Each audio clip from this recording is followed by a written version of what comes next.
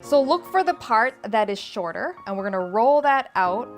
So what I've done here is I just took vanilla ice cream, bring all the corners up, and then you take the other piece and then you line it up so that the corners line up with the valleys. And I've got some palm sugar, which I have chopped. Beautiful. Pineapple coconut caramel sauce.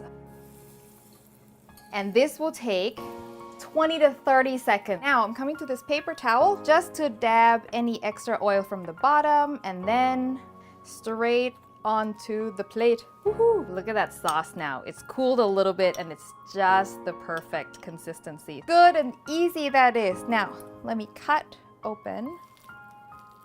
Oh, yes. Unbelievably delicious for something so simple.